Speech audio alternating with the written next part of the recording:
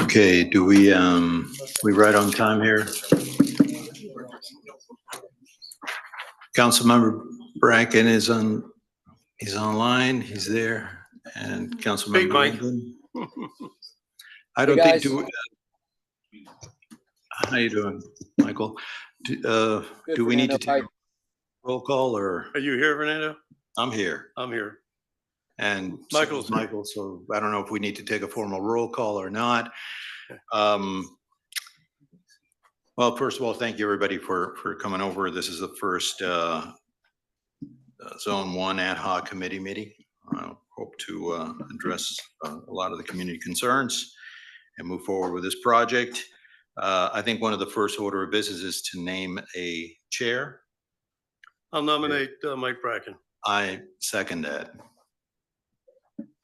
What happens when you show up in person? Mike, do you accept the nomination? I accept the nomination. Thank you, gentlemen. I'm honored. Okay, great. You're it. You got it. It's all yours. Thanks, guys. Mike, I basically sent to you and Fernando, and everybody got it, I think, of things that I had suggested what we might want to do in our first meeting. And basically, I'm sort of copying our wizard, the man who tries to make everything work well, and that's Joe. When we have disagreements, and he tries to figure out what we all agree to before we find out what we disagree with, so we're all on the same page. So I think if you guys, Fernando, and you agree that what could we go in that matter? In other words, top to bottom, see what we agree with at this point in time, see what we disagree, and see how we can resolve those differences with information or any other way we can see possible. If that's okay with you guys. I think that makes good sense. And Ed, since I'm out and it's a little difficult to hear, if you could just lead the meeting, that would be wonderful. And I'm obviously going to participate, but it's a little challenging. So why don't you just go ahead and lead the meeting and proceed? Thanks.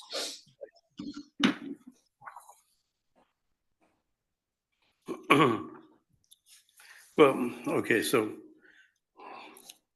what I mentioned, what level of service, we keep talking about that, but I believe the result of the level of service is answering the questions and evaluating all the answers will wind up with a level of service that, number one, makes sense, and number two, we can afford.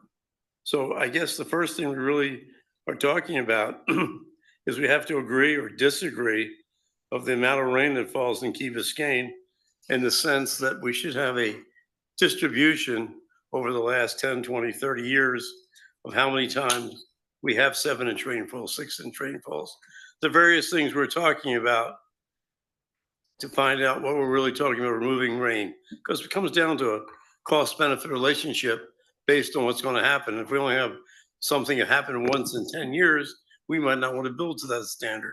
Maybe in our cases, once in 10 years, maybe 90% of the time it's X. And that makes more sense because that cost us Y. And at the end of the game, we're all said and done, we're doing sensitivity analysis to determine how much rainfall we can take care of with how many dollars. And again, once we get to that point, also to what system we can use. How much of our existing system can we use? Do we have to throw it all away? Do we change EAC system, ACOM system, and add different things to their system? Do we forget about that? Do we look at our EAC, what they proposed, and make changes to that? Or what do we do? But I think until we first determine, excuse me, how much rain falls on Key Biscayne, and we don't know what's going to happen in the future, but the only thing we have to rely on is the past, and then we can go from there.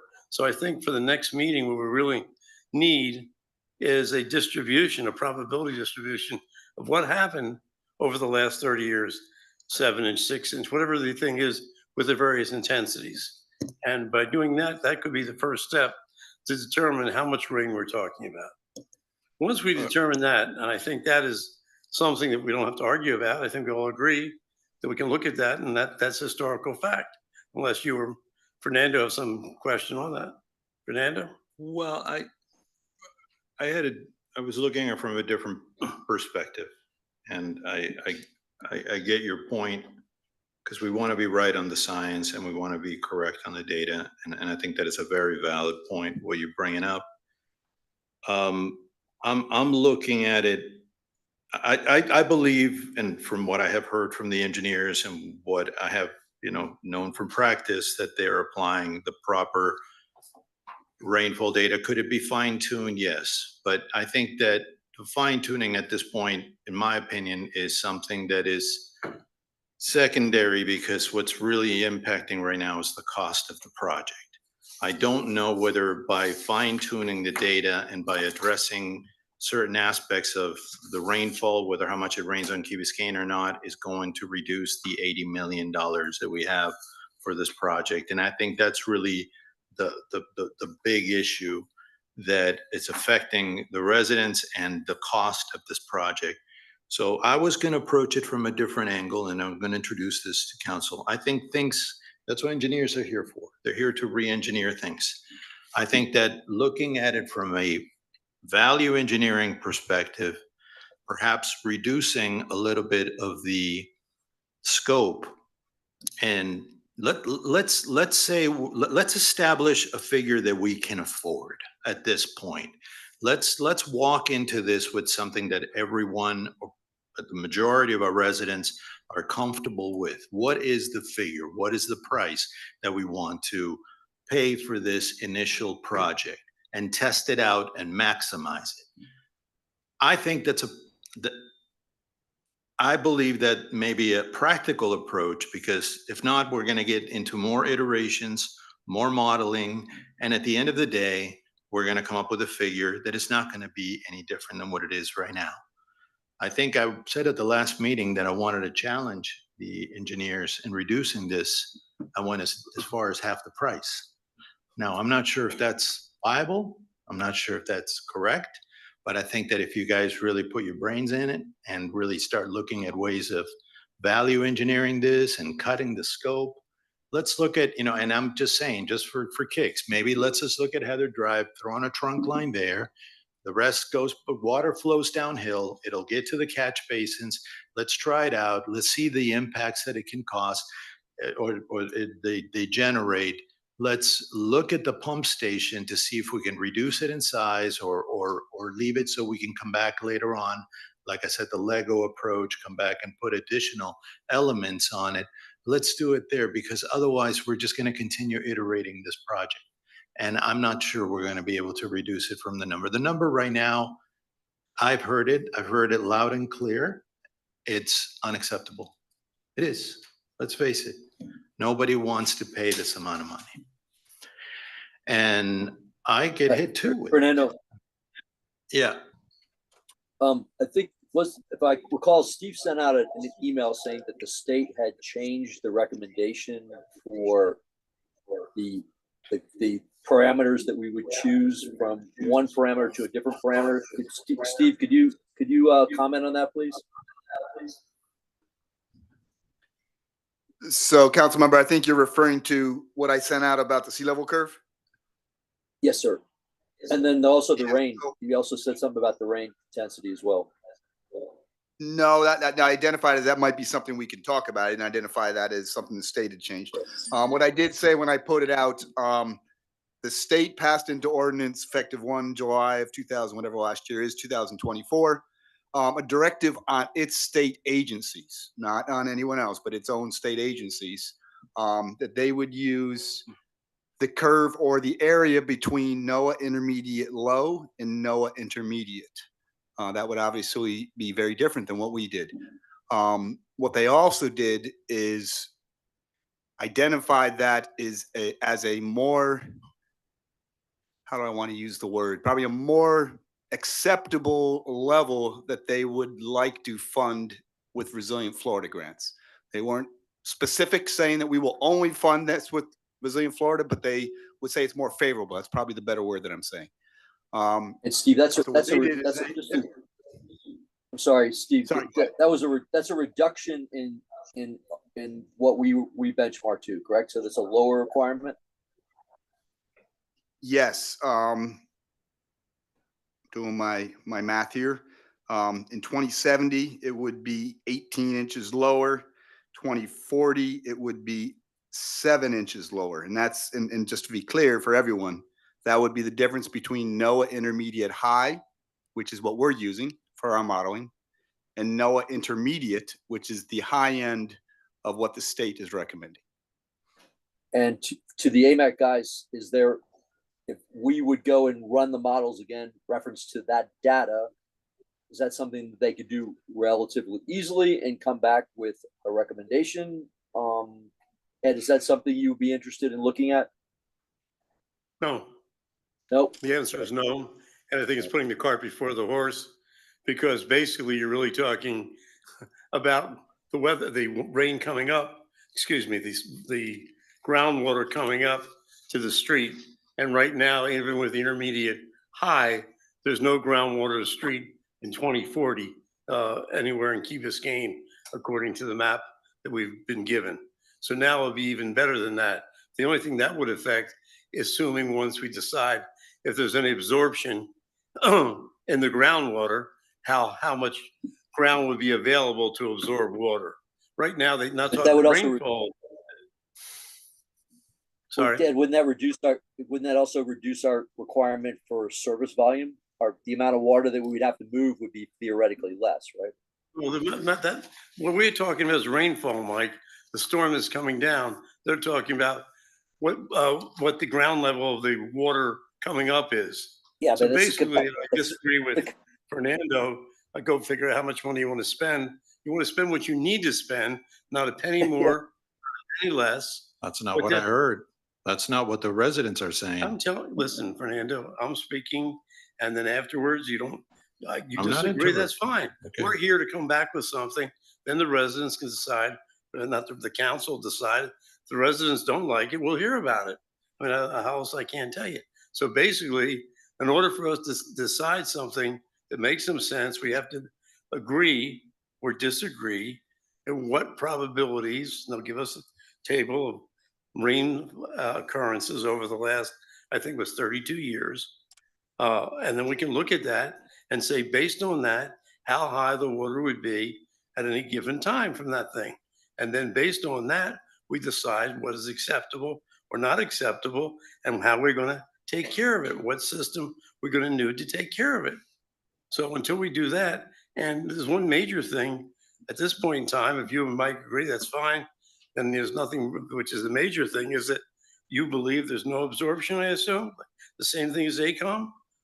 Because if you do believe in AECOM, then their numbers are fine. I'm not going to I'm not, argue with them. okay. If you do believe there's absorption into the ground, like visually anybody would say there is, although basically they say it's insignificant, then we have to recalculate. And the numbers, in my case, will go down dramatically. The amount of water you're going to pump or get rid of goes down dramatically, which maybe the system changes and the cost goes down dramatically. And we don't have to say do $40 million, $50 million. Okay. So basically, I want to see, again, this is something we disagree with, I guess, which is the main thing. Do you believe, like I do or disagree, that some water is absorbed by the surface other than the streets that does not get into the streets, that does not have to be pumped? And I think, Mike, and you have to answer that question. Yeah. Well, I'd be happy to talk about it, hydrology with you right now. But I think that first of all, we need to. George, my question's simple. Do you think the water goes into the ground, or any water goes into the ground, or it all goes into the street? Because their model says it all goes into the street. Their numbers indicate it all goes. I haven't seen their model, but I've done the numbers, how much rain falls in a given time. Sent you the numbers, the arithmetic. I don't think you found nobody got back to me to say they found anything wrong with it, that all the water they say goes into the street and you pump it. And Steve and Roland thought that was a conservative thing, and they did. And they said not to consider water being absorbed. And that's fine. So if you agree with that, then that's one point. I disagree with that. And if I disagree with it, I don't know how Mike feels, we have to have a way of resolving that before we move forward, because that affects everything dramatically, which will then affect the amount of money we spend. Well, I don't necessarily agree that it affects everything dramatically. I think, and I explained it the last time, I think the modelers have explained it, that run these models consistently. that this is not a static situation. The groundwater, and I'll answer your question so we're not talking through each other. I approach this from a very different perspective, but I'll entertain your your philosophy on this.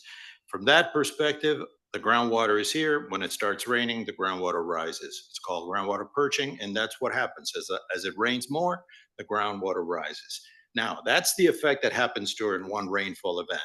Over a period of 20 years or so, you're going to have groundwater rise by virtue of sea level rise. So that delta that you have between the groundwater and the physical ground itself is going to get less and less.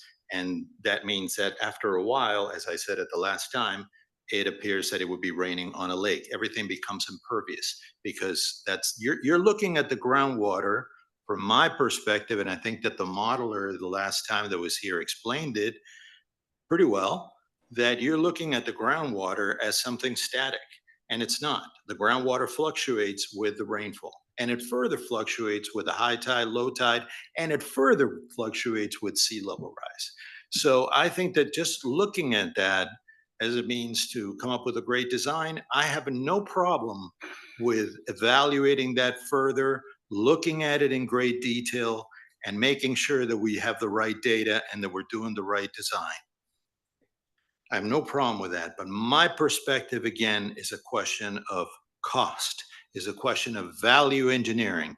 And I think that if we need to understand if this investment has the right return on investment for the community, B, does it protect the homes in the long run? And C, is it a price that we can afford as a community? And I have supported this project and I continue to support this project, but it's getting inflated. It's really ballooning up in price.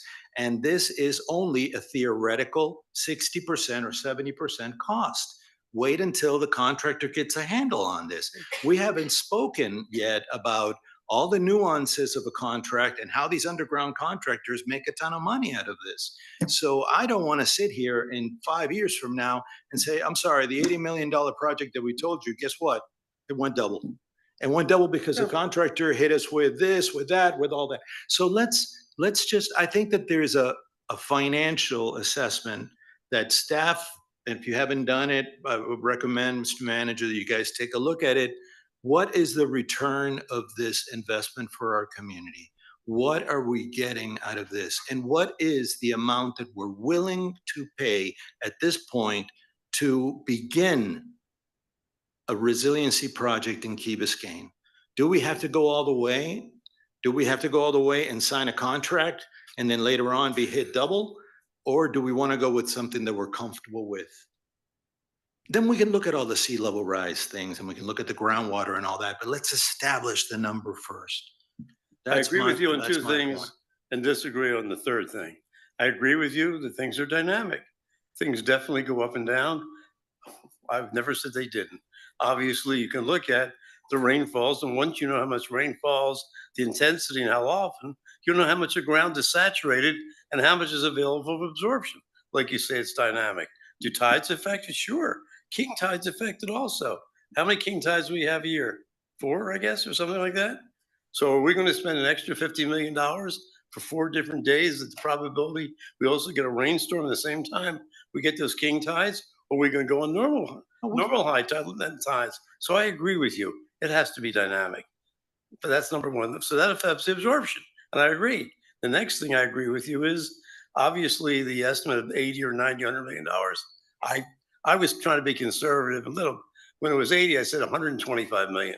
From my experience as a contractor with government, I figured at least 125 million based on their $88 million cost. So again, like you said, maybe you believe it'll be double 150 million. That's possible also. But I'm just saying an extra 25%, 15% for sure, without even batting an eyelash. But I was saying, fine, looking at 125 million. You think it's double at 160 million? I'm not going to argue with you. It could be. But same token, I don't want to go ahead and look at how much I want to spend. I don't know what I need to spend, what I need to design, what I need to do to take water off the street, to make it passable and make it acceptable to people with a certain amount of money. So obviously, once I know how much water is going to be there and how much to be absorbed, I then can determine how much I have to remove. And based on how much you have to remove, is the system going to have to use and how much it's going to cost. But until I get to that point, I can't make any decisions. And I don't believe anybody else can, unless you just accept what AECOM is telling you. They based it on nothing being absorbed. That's all. So Ed, I don't know how you feel about this, but I think the first thing Ed, Mike, you determine. hey, Ed, would you be willing to go with a different engineering group, the EAC guys, to just get their opinion about the methodology that we're discussing, is about the amount of water that's coming down on the ground? I mean, would that be something that you'd be willing to get a second opinion, basically? Yeah, but basically, as I'm saying, I'm not an engineer. I just have a set of eyes. I water lawns. I basically have grass in the back where my dogs defecate and piss, and I flood it with water, get rid of the smell. And you know what? It doesn't flood. And I'm not putting 7 inches in there. Man, I'm flooding the hell out of the damn thing. And the water stays there and it goes down. And it's so, and you've seen rain in front of your house, everybody else's house, and the village green, everywhere else. That's not running in the street. Sure, at a certain point, some will, but most of the time, nothing's running into the street, or very little, especially on the driveways where it's going to run into the street. But now we're going to take care of that because we're going to have permeable driveways with pervious materials. So that's not good. So that's going to help. But basically, so yeah, I definitely think we have to get another opinion. Maybe more than one opinion, because maybe they'll have different percentages. But I mean, the point is that percentage is a big factor, and then we can be conservative with that. Huge factor. If somebody says it's 35%, we can say, fine, do 25%, whatever it is, and then we can get something. We know how much we actually have to pump. And once we have that, AECOM can come back and go ahead and recalculate everything and decide, do they have the right? Maybe right now, once it's so much less, they can say, hey, the pipes we have are adequate. We just can use some smaller force mains and maybe not have one. They talked about having individual units, not everything into one system. So who knows what they can do? My point is, though, I don't want to do anything more. Try to stop you spending any more money at this point with AECOM to finish the design. We certainly, most people say we can't afford, but we're going to go ahead and spend a couple $1 million to finish it, which to me makes no sense, and put it on the shelf. Shelf for when? For wherever. So anyway, my point is, I think what we have to do is determine how much percolation we can consider, or they can consider, or we want them to consider in designing a system. And if you all say, no, listen, there's no percolation, fine, then, there's nothing more for me to say. I'd like to ask a question to the engineers, if I may. Mike, if I may, can I ask one of the engineers? The only one we have here, we have Eric from AECOM. Eric, do you mind? I would like to ask you a question. Eric, can you guys, can you, if you were to look at this design and look at it from the perspective of all of the infrastructure elements that we're allocating, can you look at some that would be primary and secondary in the perspective of, we got the main trunk line, I think it's on Heather, right? Absolutely. And then we got all the contributing catch basins that are going in, all the laterals, et cetera. Yeah. If you were to look at this and say, let's consider, let's use gravity, surface flow to get to those catch basins and take out some of those structures. Can you look at that? Yeah, I'll start, and then I would like Mr. Steve to add. What I would do, I will build the trunk lines, which is Harbor Park and Heather and Enid, and then around the school. Those are the lowest lying areas of the village and the main areas of concern. And then you just don't build the laterals, which are the streets north and south. And since the basins are so interconnected, you're going to get a benefit, but then you don't have to incur all of the additional costs of raising those roads and installing all of the drainage there. I will do that, but I would like Steve to add. Of course, you worked that out with Steph. I just wanted to get an opinion from the engineering. And could that be considered one value engineering option. Let's focus on the primary collection systems and the pump station and the discharge points as being primary in themselves. The secondary, obviously, we want to catch all the water that we can, but we know very well the lowest point is Heather. It's going to get there. It's going to end up in those catch basins. So we use surface water flow in the beginning. We tested. I always said that I don't think that there's a big difference between one watershed and the next one. We're talking inches, so it'll provide a solution and maybe come up with a cost of that reduction. Yeah, and we had a conversation about that over the last week, but I do want to make a statement. I think it's important. It does come down to basically 5 things, because if we just tell them to reduce that based on the same level of service and other design criteria as we have, what we're just going to have is we have the same system without laterals. So I mean, the trunk line is designed for the same level of service. You're just going to have what we call a greater time of concentration. That means it's not going to get that quickly to the pipe. And, you were talking earlier about, being careful about just working around the margins. And obviously you don't have the cost estimate in front of you, but the conveyance system in total is $15 million, which is trunk lines, laterals, and force mains. So best case scenario, again, I haven't asked them to do that. Maybe $7 million, 5 to 7 million we could reduce on laterals. I think we'd be looking for more because the trunk lines would still be the same. The pump station, if you were still going to build it to the same level of service, the same design criteria, would still have to be the same, still 22 million. We wouldn't have to put in all the outfalls right away until we would need them. So perhaps only we would put in the one at 640 Harbor Circle and the one at 540, 550 Harbor Drive. So I think it's an option, obviously, but I think we're just working around the margins there. I don't think we're going to see significant cost savings, but I'm going to have them run that and do a cost estimate. And the trunk lines are Enid and McIntyre. Sorry, I said Heather before. Yeah. Just to clarify. I certainly don't want them to run anything at this point and waste any more money if we're not going to do it.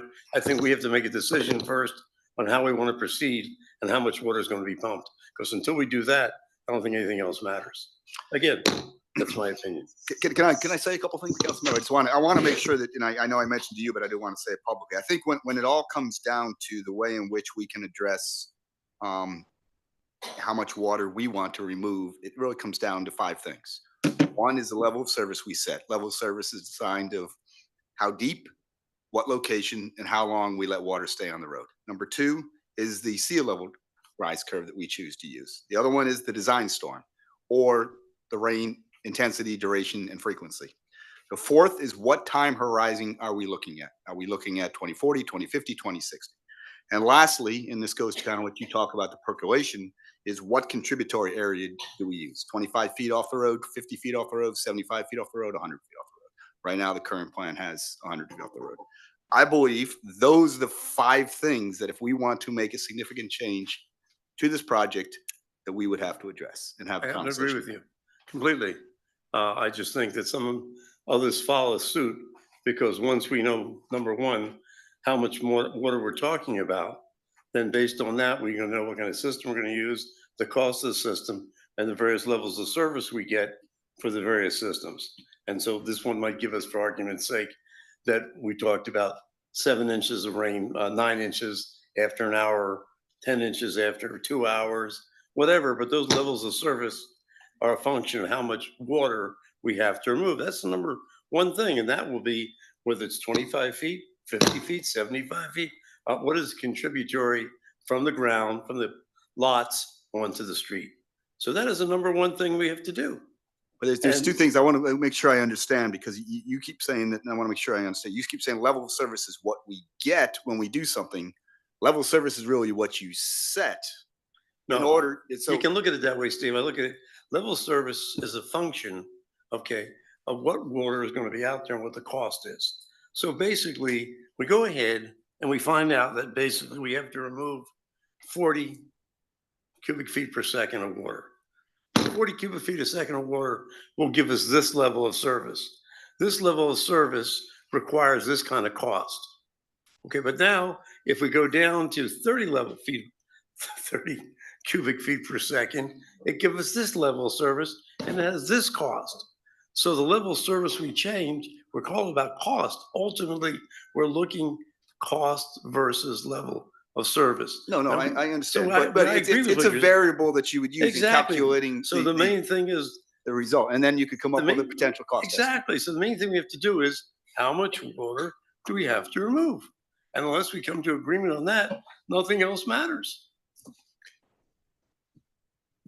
Mike? So Still go there? ahead, design criteria wise, what would you be comfortable with if we did, I mean, you and I and Fernando has more expertise than you and I do on this issue with the stormwater. So the question is do we get a second opinion from another engineering group that says the amount of water that's actually landing on the island and how much of that is being, right now they're taking 100% from 100 foot from curb of road. Do we step that back to 50? How much is that going to affect the amount of fluid that's moving from onto the streets that we have to pump out, which is basically what you're saying. So Yes. we need to get another opinion from another engineering group that says, hey, this is what we believe is appropriate, and we can make it some decisions. But do you feel comfortable making that decision on your own? No, I'm not going to make a decision. I'm talking about professionals making that Right. decision. Right. So Right. wouldn't No, it what make I'm sense? saying, other professionals other than those who have a vested interest. Right now, AECOM has a vested interest in their design. You're not going to ask somebody that's a vested interest who you paid, what, $4 million to and say, hey, go change it and now include something different. I mean, I'm not saying they're not honest, but it's a bias saying, hey, maybe I should have used a different number. So Can I say where? So just Steve, just give me 1 sec. So Ed, if we would go to the 2015 engineers, and I apologize, I can't remember exactly whether it's EAC, and get them to update their model, would that be something? And get a cost for that, find out what that was going to cost us, and then come back from that analysis and say, okay, and be able to compare the two. Does that make sense? Well, again, we'd have to agree that their model, what water capacity they're asking to pump or dispose of, is what we're agreeing based on the percolation. I have no idea what they considered as far as the percolation goes. No, I agree. So Steve, go ahead. Councilmember, may I address two things? So we were talking about, where AECOM is getting their estimates on rain. And it's pretty straightforward. The South Florida Water Management District recommends a 24-hour, 10-year, 24-hour storm, which says we will receive 7 inches of rain within a 24 hours. That is standard set. No argument. And that's what they've chosen to use. I'm not arguing any of that. We can choose to use the 5-year, but there's implications to that. That would not be. But I'm not talking about 5-year, 10-year. That doesn't mean much to every person who lives here and pays taxes. What they want to know is 90% of the time, I have passable streets with no problems, and that costs me X amount of $1 million. If I spend X plus Y $1 million, I can then have the next number. That's what they really want to know. No, I hear you. Not and 7 I inches. hear you, and I agree with you. I just want to make sure. Probability is what percentage of time am I going to get 4 inches in the street, 6 inches, whatever. That's what I'm talking about. I'm not saying you're wrong with the 7 inches, but does that happen once in 5 years? Once every week? That's what I'm talking about. And I think that's what people are concerned about. How often does this happen? And that's what the inconvenience factor is, not the worst condition. Because now we're talking about saving money or reducing cost, I should say, not saving money. And by doing that, we can say this is what you'll get for this amount of dollars. This is what you get for Y amount of dollars. What's acceptable to most people, especially if 90% of the time we spend X, but in order to get to Y, we have to spend a lot more money for the other 10%. No, So that's all I'm saying. no, I hear what you're saying. I that's just want to the make kind sure of that analysis you were I think we need. clear that where AECOM is getting their Oh, I have water. no- I just want to make sure that Listen, you I were have clear. no problem with AECOM's engineering. I have no problem with the numbers. I got the thing from Roland Samimi on the rainfalls way up to 1.5 to 2 inches. I assume sometimes more than 2-inch intensity, but he never gave me more than 2-inch intensities. So the number that I did were maximum of 2, but I understand it could be 2.3 or 2.4 for 1 hour between 11th and 12th hour, something like that. So all I'm saying is they're the kind of numbers which make sense, which people understand, and they can put cost to it and say, hey, you know what? You asked for a return on your investment, Fernando, this is what gets you a return on your investment. If I'm going to spend X amount of millions of dollars, my investment says my streets are going to be clear no more than 4 inches of rain 90% of the time. I I'm have gonna a spend question. Y, And haven't we this is gonna done happen. this? Okay, I'm all good with that. I'm all good with the rationale, but didn't we do this already? Haven't we done this already? We did. Haven't we gone out to the public and asked and done surveys and talked about the level of service and had a lot of discussions about this in the past? Haven't we done it before? We have. Okay, But I don't and think what are there we- was a what's gonna cost associated change? with it. I think that's Yeah. where we are today. I Okay, think- well then okay, all right. We're defining a lot of avenues in here. It's, I think- Steve, Ed, can we go, Ed, 1 second, Fernando, if we go back, Steve gave a list of four or five things, right? Steve, you had a list, right? Okay, I can't see your hand, unfortunately. Was it four? I'm sorry. Five. Five. Okay, so Ed, back on the conversation of back to Joe's point. What of those five things can we agree with? All of them. Okay, so if we could agree with all five, then how are we in a fundamental disagreement? Because we're in a disagreement with the Some are result. In other words, they're not all mutually independent of each other. I don't disagree with you, but what I'm trying to we're talking about the principal issue you have is with percolation, okay, and the amount of water that is staying on the property and what's going to the street, correct? Two things. One, the amount of water that falls from the sky over a given period, I think 32-year period of time, the percentage of the time we have these things falling. Okay. Okay. So we know that, we'll say that for argument's sake, that 10% of the time we're going to have storms which have an intensity of 7 inches over 24 hours. 40% we're going to have, they're going to be 5 inches. So we're going to know what time and percentage of time. So people, us, will be able to make a decision. We'll say, fine, for level of service that's going to be good for 60% of the time, this is how much water we have to remove. Again, that water to remove is a function of percolation. Councilmember Bracken asked a question earlier on, and he asked, if we were to ask AECOM, because they do have the model, and they're the ones who have that information, if we gave them these factors, could they come up with a model of all those variables and then come up with a potential cost? The answer is yes. Oh, exactly. But that at this point in time, I don't know if we want to go use another engineering firm besides AECOM. We already have them. They've gone through, done a lot of work. Of course, EAC has done also. But I think that at this point in time, we have to have the first basic parameters. Then we can go back and determine, is their system make sense? In other words, let's say we come back and say that and I'll just come for argument's sake, that 75% of the water comes off the property, 25% stays on the property, goes into the ground. Based on that, we have X amount of cubic feet per second for various levels of service. Now, does their system, looking at that, is it compatible with that, the way they designed it? Can that fit into their system? Can they modify the system? Or is their system a throwaway? Because they have to go redo something from scratch. Why start all over again when AECOM has done all this work? So I don't think we should do that until we establish that.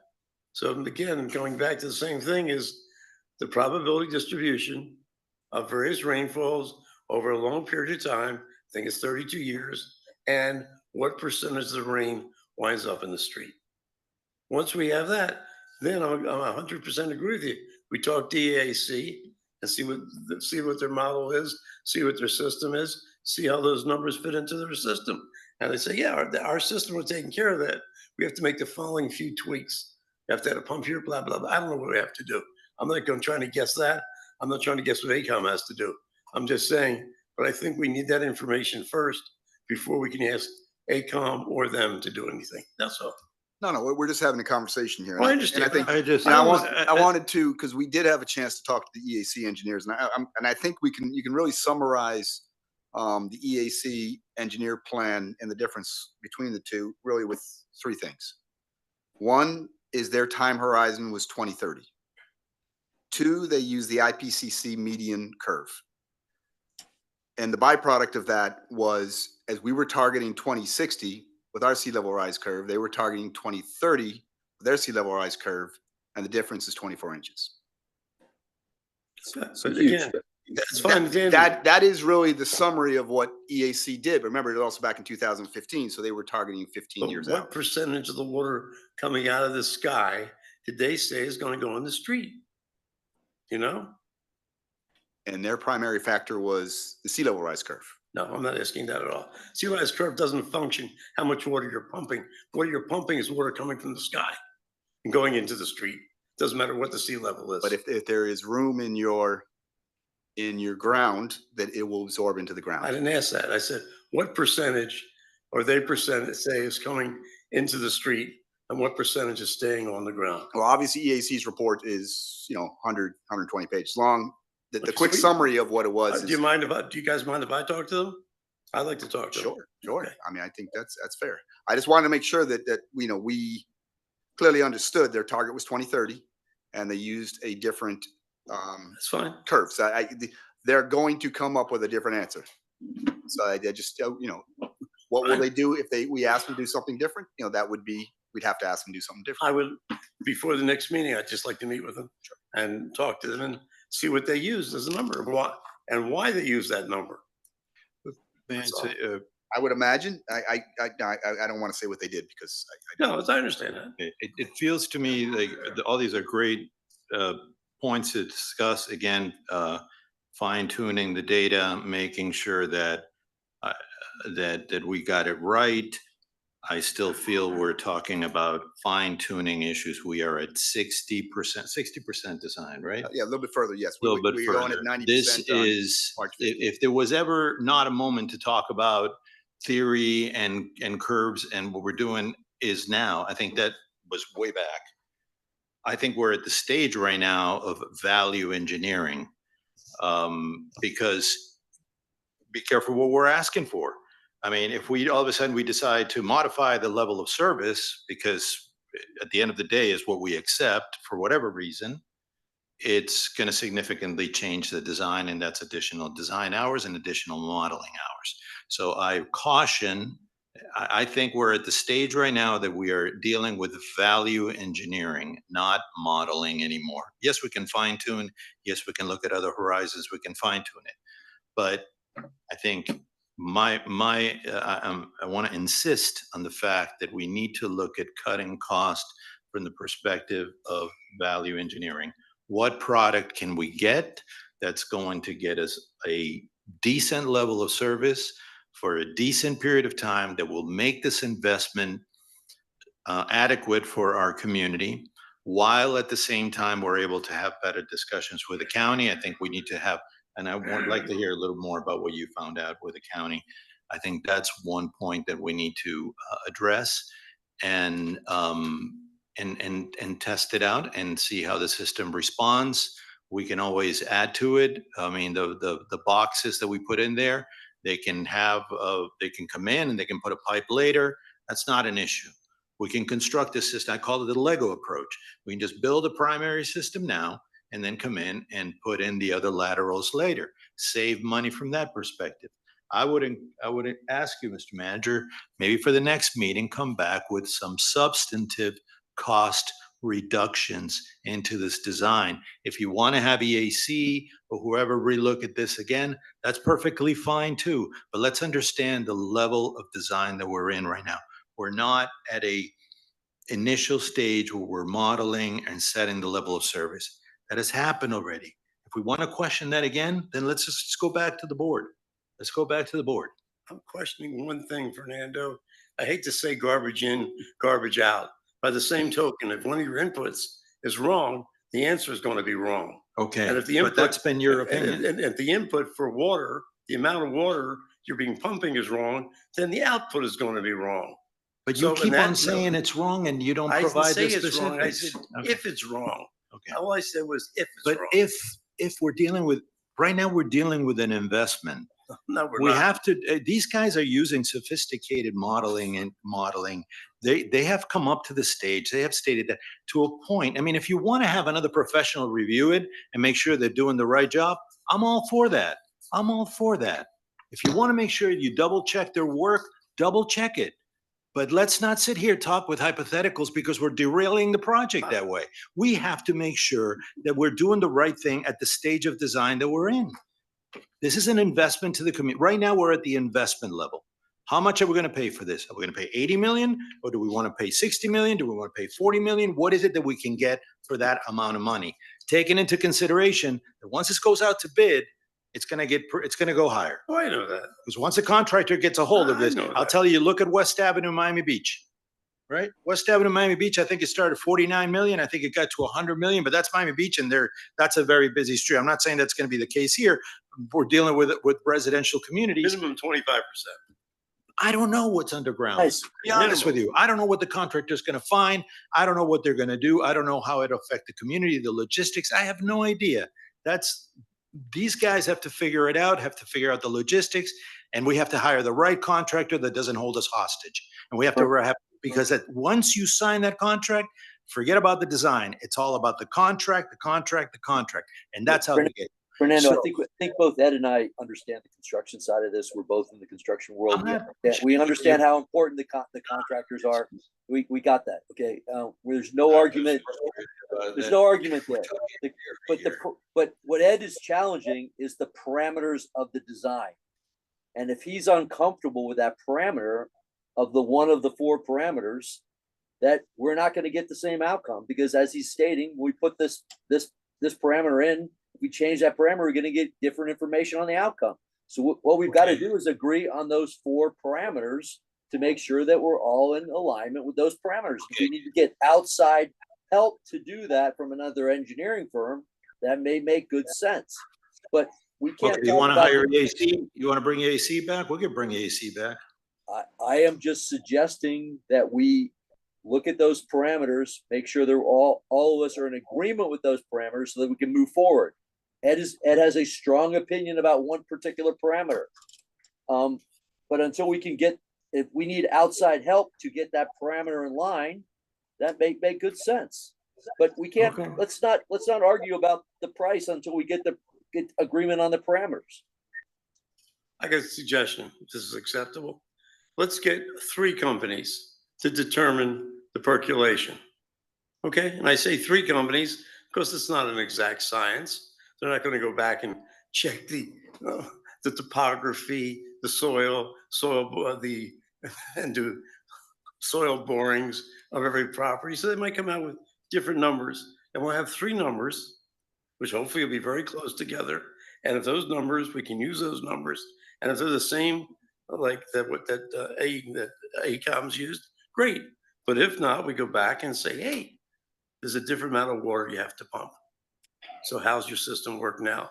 How can you make it less expensive? How can you value engineer it? Okay, that's where I'm coming from. But Okay. your percolation is going to be different based on your time horizon, your sea level curve, your intensity of rain, and your Fine. contributory. You know what, Steve? That's fine. So we're talking about 2070. If you really want to talk nonsense, that's real nonsense. Because 2070, using your curve, the streets are full of water and you're pumping 24 hours a day, like you're in Holland or somewhere. So that's not going to make any sense. The whatchamacallits will be gone. The Mackles will be gone. The streets will have to be raised. The lots will have to be raised. So the plan for 2070, to me, makes absolutely no sense whatsoever. If you're looking at 50 or 60, at which point the Mackles will be gone, you'll raise all the streets, you'll be raising ground. That makes a lot more sense. But to start talking about 2070, 2060, I mean, if the sea level rise we're talking about, especially the one you're talking about, 2 foot 3 inches, well, forget it. Nothing makes any sense then. So why do we keep looking at 2060, 2070 instead of 2050 to 2060? Because that was approved by council in April of 2023. I know that's approved by council. That doesn't mean everybody thought about it and looked at the numbers and saw the 2 foot 3 inches at the time. I looked at the chart. I never had the chart when we talked about that from the vulnerability thing that we got. I didn't have that at that time. Council didn't have that at that time. I don't know if council even saw it now. look, I'm not saying whether it was good or not good. The reason why we're targeting is because No, council I'm approved not- it. listen, That's, I'm just giving you Steve, the reason why. I'm not Yeah. arguing any Yeah. of that. I'm not saying you or ACOM is doing anything that we didn't ask them to do. That's not what I'm saying. And listen, I didn't realize, else I'd have brought And you got a something motion on the floor? that we were pumping all the water out of the sky. I mean, I just, when all the summer's numbers looked crazy to me, that's when I tested and said, wait a second, they're pumping all the water. And then Roland said, no, they're only taking the 75 feet. I said, Roland, the numbers indicate all of it. Check with them. He said, yeah, you're right. They're taking 100 feet back. Our lots are 100 feet. So they're taking all the water. So I didn't know any of that. I would have brought all this up a long time ago. Okay, so it sounds to me like we want to have a second opinion. Yeah. Okay, well, if it's the pleasure of the committee, I'm for it. Let's get a second opinion. Let's, would it be EAC? Would it be, I wanna get you three. said 3, you said EAC, it doesn't AC matter. could be one of them. I wanted to get 3 different companies. I agree with Ed, 3 companies. That should be, I mean, Ed's got a recommendation on the floor. I second the recommendation. You know, you want to vote on it? Let's vote. Okay, I don't know. So why don't we get 3 companies circulated, we all come to an agreement, okay? So that I'm We clear, don't have to be here to you do know, it a tonight. second opinion is easy to say. A second opinion on what? The design as it stands right percolation, now? Percolation. Or How the much use? water? I'm, okay, I just want to make sure we're clear on what, Just how much water goes into the street that has to be pumped? And then I think you guys can do this internally, or Mike can do this with somebody else, which is, in order we can make an intelligent decision, what percentage of the time are we gonna have more than 4-inch rainfalls, 5-inch rain? You know, the various things over the last 32 years, so we can tell people, this is what we spend money for, to give you 80% of the time, this level of water in the street. This is what we're gonna spend at 90% once we get the numbers, because then we'll find out how much we have to spend to do it. may I offer a friendly amendment to what you, Of okay, course. so in the second opinion, why don't we look at it from the perspective of evaluating the model, all the data that you're talking about, rainfall, absorption, all that. That's it. Well, not that, allow me, For the 2 my items. friendly amendment. Let's also make sure that we look at options for cost reduction, maybe some potential options that they can look at, because this thing is almost 100% design. So what you're seeing right there is almost what you're going to see on the plans that go out to bid. I would recommend that we, and I don't know what the thought of the committee is, perhaps if we're going to do that, then let's have them look at the options for value engineering and what the construction methodology would be. And then that way we can get a bigger, more comprehensive picture of what we're doing. Because if we're just going to hire somebody to look at the data, I'm not sure that, I think we want to complete the review. We're talking about a review, right? Well, Fernando, And I think also I the think the existing conversation is Wanna look at the 2050. existing systems too? Ed, we're talking about 2050, not 2070. That's going to change all the parameters. just to be clear, it's 2060 is what this current design is targeted for. That's the time horizon, 2060. It's not gonna The current change our design- rate. It's not gonna change the percolation. You're saying it possibly could change if the sea level rose, that there was not enough area to absorb the water to a certain degree. Looking at the maps that I saw, there'd be plenty of space there, even if it's 2 foot 3 inches. Right. Let's let them take a look at what they're offering for data. Let them take a look at what the design is and see what options are there for potential cost cuts, cost reductions, not to say cost reductions. Let's call it value engineering. And what else do we talk about? What else? Do we want to look at I mean, Fernando, I don't mean to argue. Fernando, I don't mean to be because Fernando, that's I don't- exactly the stage that you're in right now. Fernando, I don't mean to be argumentative, but we don't really need the engineers, the people that we're hiring to give us information about how to value engineer ACOM's design. We need to get the parameters agreed to, and then we can come back to ACOM and say, hey, these are the parameters that we've agreed, redesign the system to these parameters.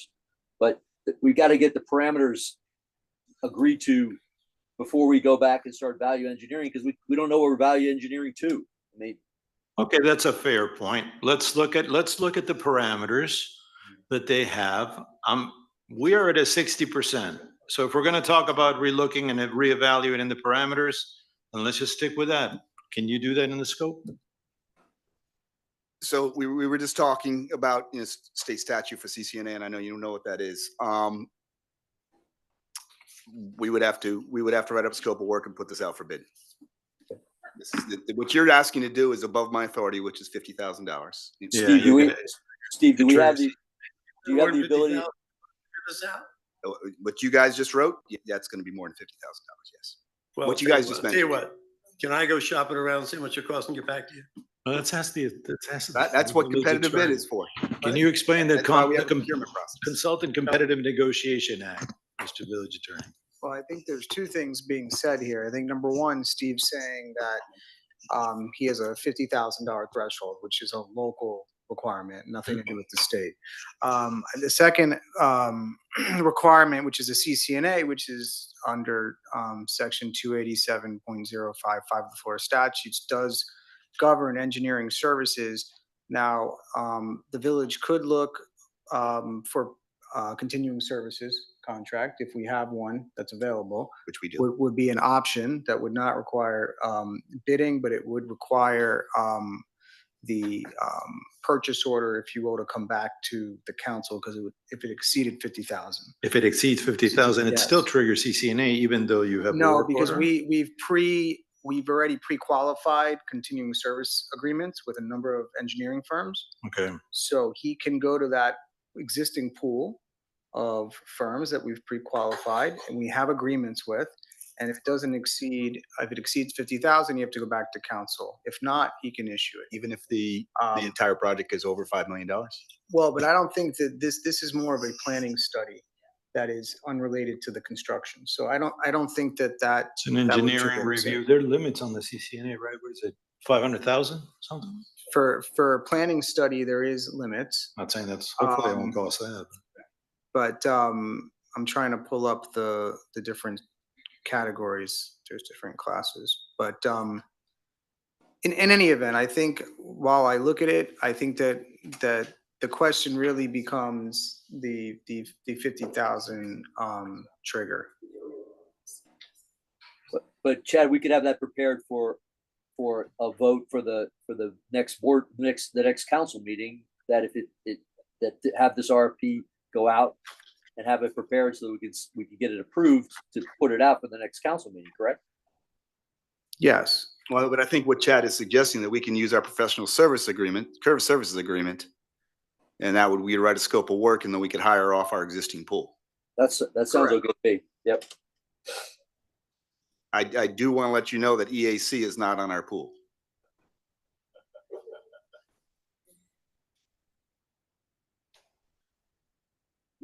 How do we We've get got them very approved? many good engineer firms, but they're not on our pool of professional service contractors. What do you Yeah, do, and- what do you do to get somebody in your pool? They So have, we- they have we- to we- bid, when we went out for bid 4 years ago, professional services, they would have to bid and be selected. What do you?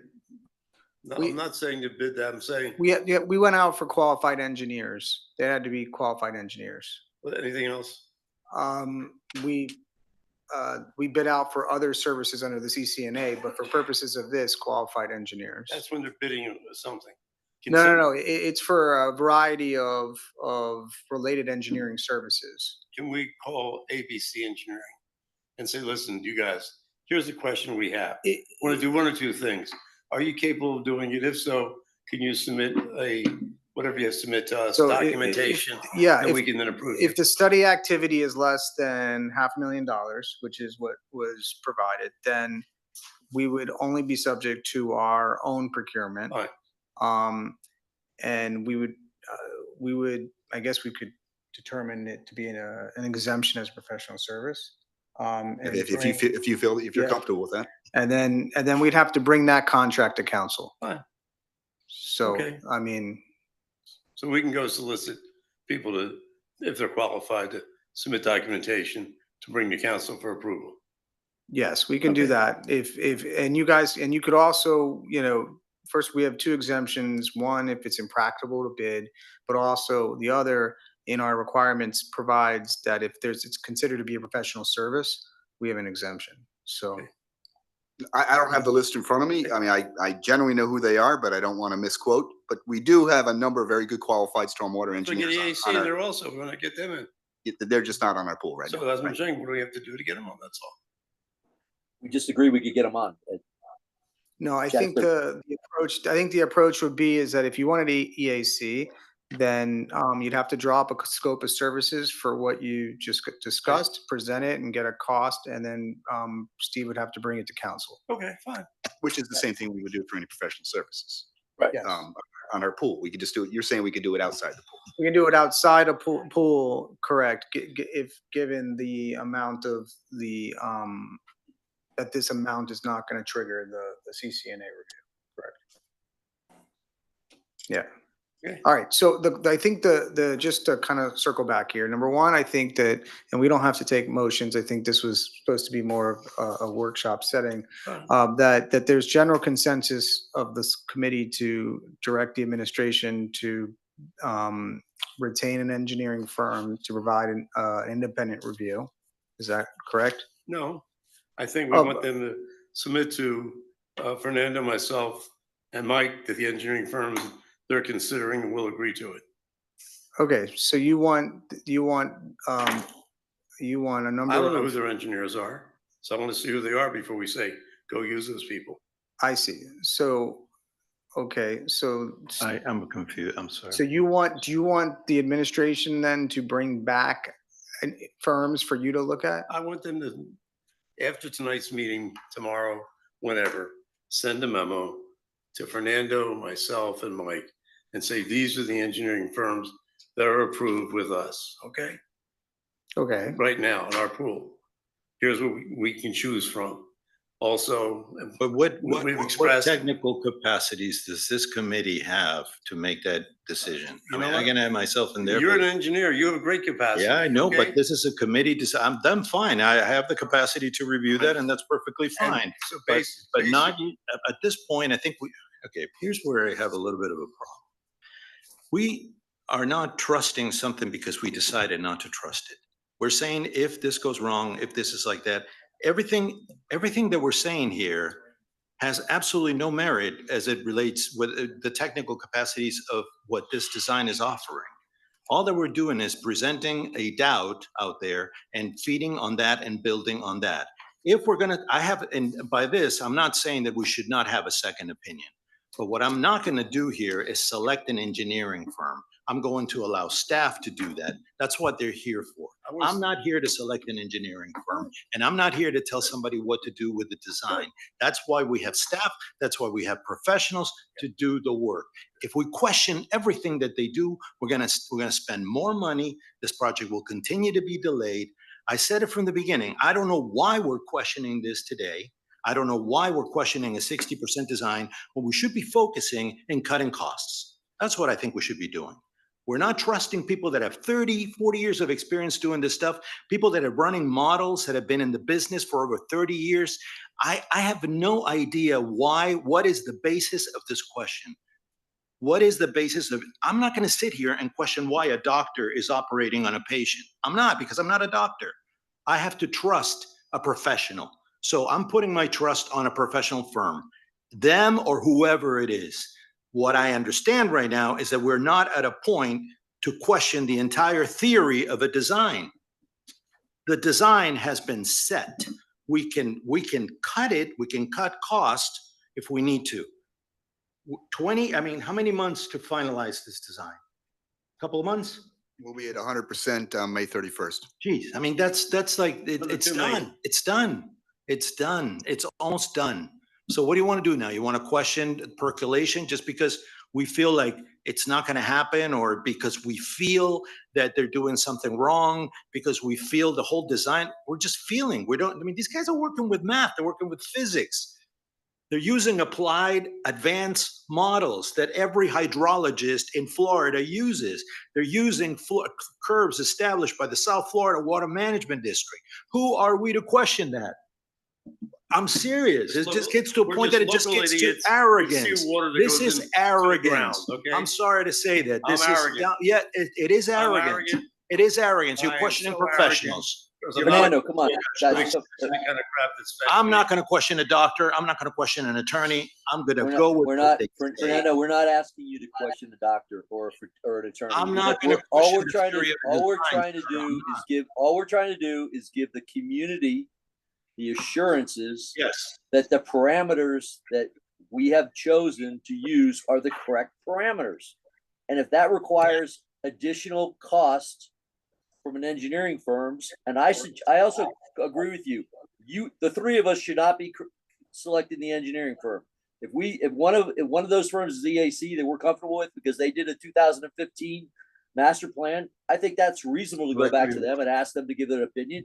And I think staff should select another engineering firm. I'm not capable of making that decision. And I don't want that decision. I don't want the liability associated with making that decision on who we choose. That's not our job. Our job is to direct staff to choose that firm. I agree with you. I want to make sure that the engineering firms we choose have experience in this particular type Okay, of engineering. That's all. so with all due respect, you're not a professional engineer, sir. Roadwork. I don't think, But then With subcontracts. all due respect, you're not a professional civil engineer. You cannot make that assert.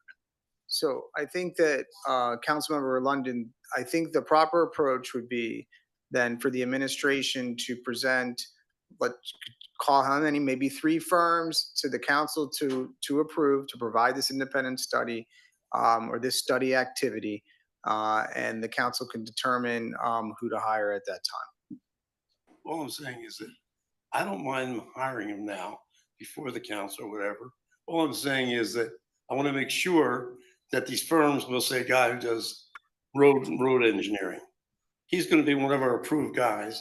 We give him the job. He's then going to go subcontract it out to somebody else who does that. I want to make sure the people we do are those are civil engineers. That's all. Yeah, I think there's 2 points there. Number one is that if the cost is over 50,000, it's coming before the council. I understand. Okay. If it's not, then Steve can approve it. Now, I think that the administration would say then maybe the services should be one of the requirements that Steve, when he goes to these engineering firms, is they handle that service in-house and it can't be sub. But no, if they're civil engineers, that's fine.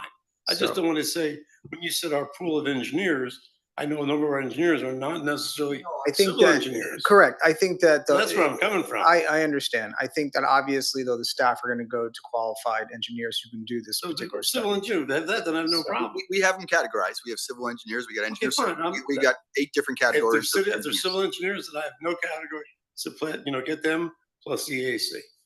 And I think we can trust Steve to get the right engineers. Of course. We'll get staff to do that. So, yeah, so I think the question is Steve has his direction. If it's over his threshold, he'll bring it to council. If not, he will retain the engineering firm. Fine. Okay, that's number one. Number Chad, two, just to jump in real quick, sorry to bother you, but we would like EAC to be one of those firms. okay, I think Steve, you've heard that, right? Loud and clear, right? Here, loud and Okay, so I think the second step would be on the scope. Steve, are you clear with the scope? I'm hearing 2. Okay, so. I'm hearing 2 divergent scopes. One is saying let's do value engineering, and that's the assumption that we look at the existing design. The other one is let's look at the parameters of where we want to go. That's basically relooking at the data that feeds into the system. So those are very divergent, very separate approaches. So I think I need better guidance. Steve, I think Fernando agreed that value engineering would not be part of that scope At at this time. I'm going under the context of where you're discussing that you want to reevaluate this. I'm not gonna step into this one. I'll agree because you want to move forward with that. I respect the committee's decision. I'll proceed with that. I want to say one thing for the record. I don't necessarily think that EAC should be part of that. I think we should follow the proper procurement process. I'm not going to vouch for any firm that I don't know why I would be vouching for a firm just because they did it before. I'm not part of that. Okay. So select based on the pre-selected companies. I'm not going to go and give a company a sole service. Okay, that's just, I vehemently oppose that. I don't care if there's an angle or if there's a loophole, I'm not gonna do that. We have a public process. That public process is instituted. We respect that public process. I'm not going to go in that direction. So that's a definitely no for my end. We're not going to sole source. That's a whole can of worms that I don't want to get in. Mike? Mike, can you hear me? Yeah, go ahead. Let's have a vote. Do you want EAC to be one of the people? If you want EAC, I also, it's 2-1. I believe the EAC was a qualified group because that's who we went to in 2015, and I think that there's historical precedent with these guys, and I think that they're a good firm. So I would suggest they're on the list. They're not on the pre-selected list. There's other firms that went through the process, that made presentations, that showed to staff their Fernando, qualifications. those were general engineering firms. Those were not stormwater experts. Yeah, no, they are. There's a lot of them that do stormwater. Yes, they are. I don't see a reason why we should be selecting one firm just because we feel like it or because we feel that they've done the design before. We're not asking them to do. I have no opposition to EAC. I don't care. If they're on the list, by all means, they're great engineers. The problem here is that they're not on the list, and there's a public procurement process, and we're not respecting that, and I'm not for that. So that's all. They're on the list, it's okay then? Perfectly fine. So they're on the list by next Perfectly meeting? fine. Bring 3 of them, select them, have staff select them, not us. Have staff select them. They're the professionals. They know what they want. And let's bring them on here and have them review it. I think that's the proper process. So Steve, my scope, subject to Fernando and Mike's correction or suggestion or addition, is that these 3 firms will determine what percentage of the water that falls from a rain goes into the street. That's all. And what percentage goes into the ground. They can do that perfectly fine. That's the only question I'm asking. Okay. Okay, but I would then have to ask you then, what sea level rise curve do you want? They can What- basically give it to you when they tell you that, say, fine, based on sea level today, based on, 2 feet, 1 foot, giving a couple different numbers. And then we can look where they come. So in other words, today it's what it is, plus 6 inches, plus a foot, plus 18 inches, whatever.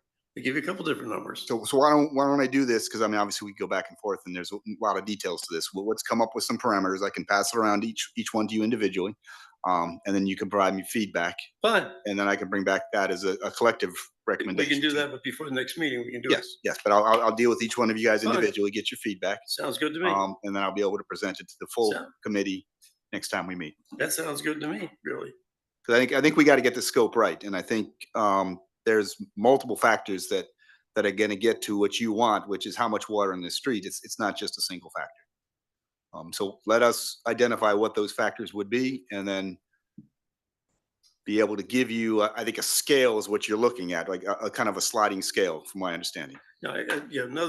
Basically different sea level rises, different percolation. Another thing with Fernando, he brought a very good point about cost. And so my question to this, and I asked you, and hopefully AECOM will give it to you. In the last 10 systems they designed, what was the relationship between estimated cost and final construction cost? So we'll give us some idea, not exactly, in other words, over the last 10 deals, like you mentioned, Miami Beach was 50 million or 49 million, and it was X. Is there a ratio that seems to prevail between estimated cost and contractor cost? That's what I'm Wish saying. it's really, I mean, I wish I could tell you. That's a great question. That would And help I think us. we should find out, yes.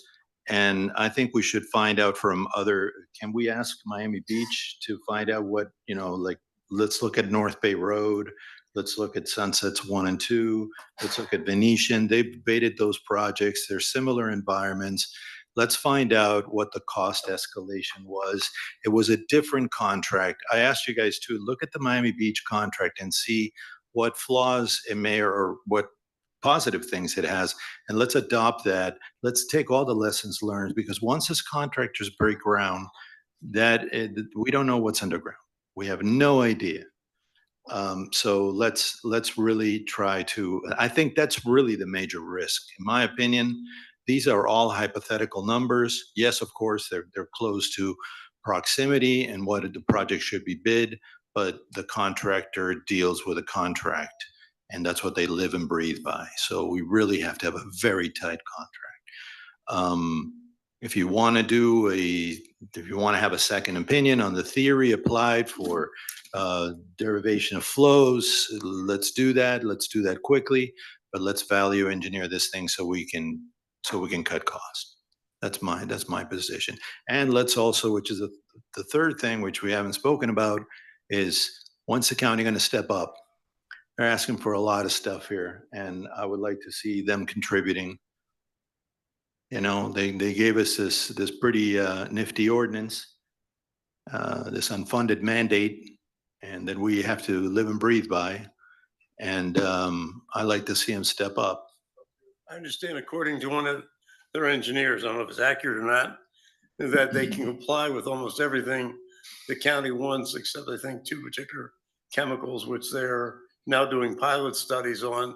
Based on those results, if they come and find, then we will be able to comply with the county's recommendations. But are we going to comply with the study for Biscayne Bay? Are we doing the right thing environmentally?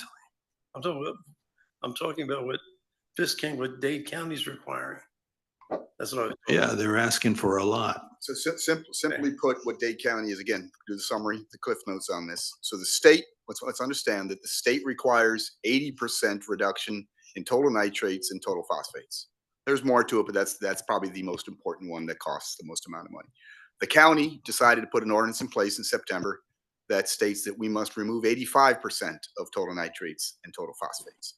They went on to say, as does state statute, that no matter what you do, your goal is to achieve that. At the end of your project, you must have a better reduction in phosphates and nitrates than you currently do. And that has to go through the permitting process, which in our case is the county Durham, which is Division of Environmental Resources and Management. And the end state has to be better than what you have now. And that decision is at the discretion of the director of RER. That is the cliff notes of the county ordinance. I met with them today. Our permit is already in. They're moving through the review. They've identified what we've submitted as our plan for water quality. They're obviously going to give us feedback. They're obviously going to challenge us, as they should. And I think you just mentioned a couple pilot projects. They do have 5 pilot projects across the county, trying to find out systems that have already put in place. And what they are trying to measure is the before and the after. They're only 3 months into that study, so right now they can't substantiate any real conclusions coming out of that. So my question is, as of today, how close would we can we come to meeting the county standards? 85%. How close can we come to 85%? Yeah. As close as our system and our topography will allow us to. Yeah, well, that's a good number. Is that 82, 4, 3, 1? We will not get to 82%. Well, we could be more than 80 because that's a state rule. We will not get to 80%. Okay. And it's still at the discretion of the director. Correct.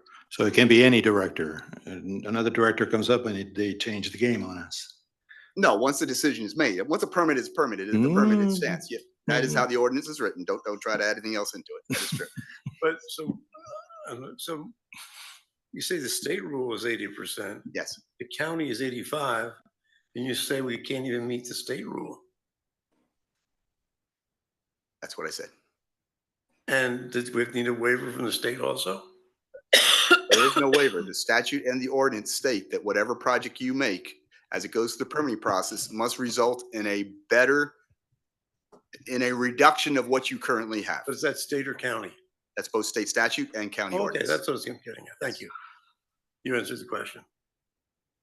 And based on these pilot projects that they're working on, do they have any idea that what kind of significant improvement this is going to be?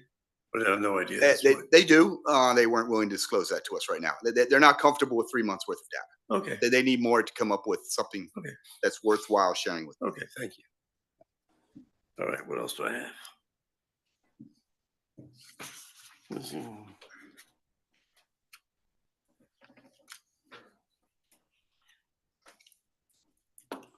So so basically, according to what you sent us, Steve, ACOM, what are they? ACOM's contract cost is 6,000,003, and we have another, 2.1 million to give them. So the, How does and that I want to work? make sure it's the pre-engineering and design. So it's all the Oh, way here from it is. study, modeling and design, correct? 6.3 million. And so we give them, we spend 4 million, so we can go ahead and spend 2.1 million on a system that possibly we're not going to use, to have it on the shelf, or we stop now and wait to see what happens. And then let them redesign something with the $2 million they could use to make a system that we can afford, since we both basically say, hey, we can't afford that system. So to me, it makes no sense. Again, we can't do this. It's up to the council, but why are we going to spend 2 million on a system we say we can't afford? More. Let me be clear on that though. Okay. So 4 million is spent, Yep. 2 million is encumbered. Yeah. And what that means is we have committed that to a contract. If they don't do the work, there's no Right. cancellation. But that doesn't mean the 2 million is still available. They have likely used a portion of that. Obviously, they invoice us by month, so we don't know exactly Okay, I until got they you. invoice us the next time. Like, this is not as of today. Okay. Correct. And we don't know until we know what we've encumbered, but we don't know until they understand, I submit understand. their invoice. Correct. Okay. When does ACOM's contract expire? June 5th. I have no more questions. Mike, Nope, no more questions. for tonight? Fernando? No. Anything else you want to discuss? Not for me. Mike? Nope. Fernando? No, I'm good. You had it? It's okay. Thanks, Doing Mike. that. Good. Thank you. What? Thank you. Thanks, Steve. Thanks, Chad. Yeah, motion to adjourn. Guys, Second. second that, we're out. You're adjourning. Aye. Aye. We adjourn. Thank you.